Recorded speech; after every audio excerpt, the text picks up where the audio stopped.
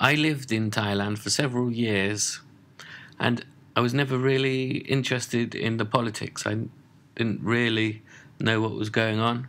There was a coup against Thaksin. It made no difference to me. I just wasn't involved. I became interested when the red shirts were protesting right outside my workplace. So I had no choice but to go through them in order to get to work. And that's how I first came to know about politics in Thailand. From what I saw of the red shirt demonstrations, they had a very valid reason to be upset. One man in particular, he showed me the scars on his stomach where he'd had operations, and it was quite a big operation from the size of the scars. Basically, he would have died, he was telling me. He would have died if it wasn't for the health system that Thaksin had put in place. He wouldn't have been able to afford it. That being taken away. To know that this healthcare system saved your life, and yet it's being taken away, and so next time a family member or a friend with in a similar situation, they would just have to die because they don't have the money.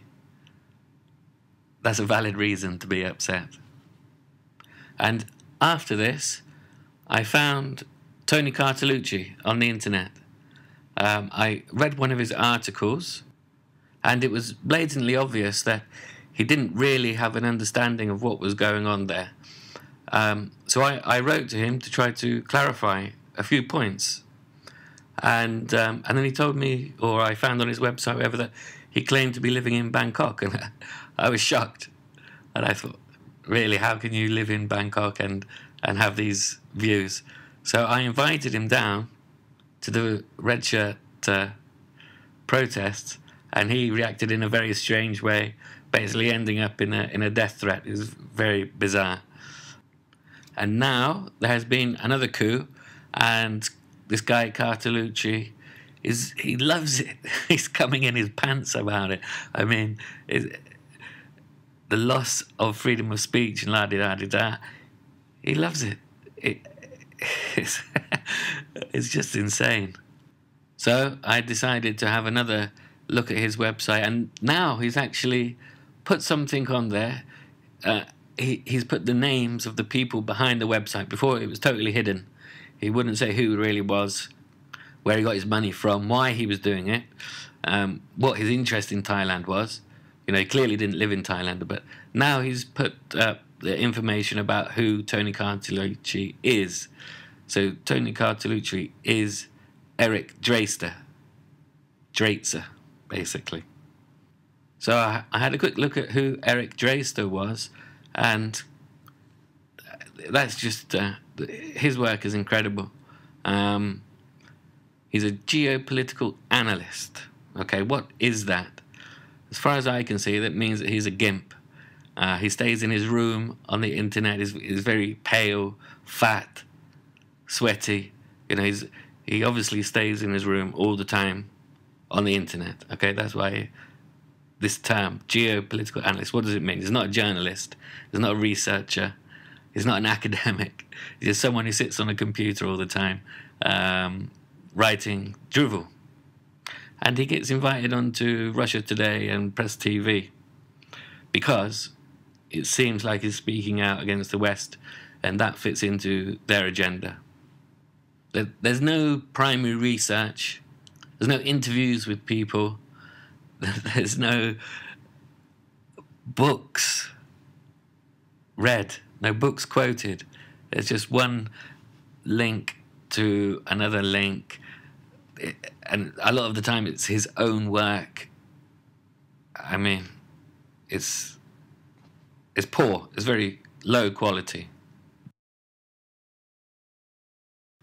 But if you look at his work, there is one common theme that goes all the way through, which is diverting attention away from Israel.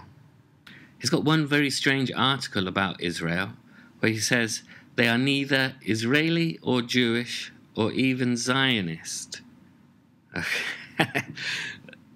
I don't understand that at all.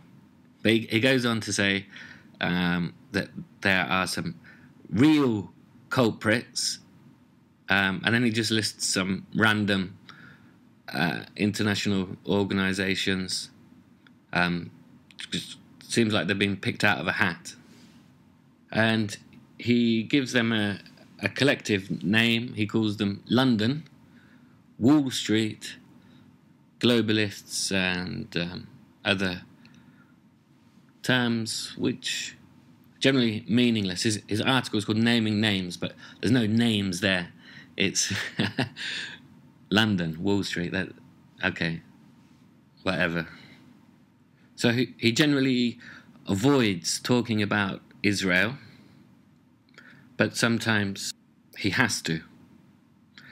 And the things he says, like for example, they're not Israeli and they're not Jewish or Zionist, is bizarre.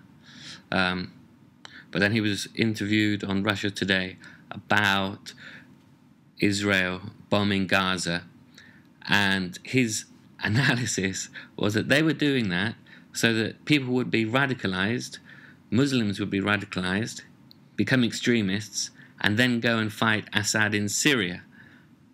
I don't see any logic in that whatsoever.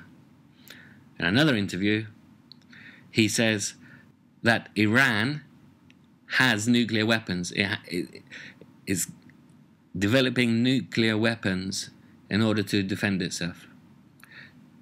This is despite the American military intelligence saying they do not have the capability.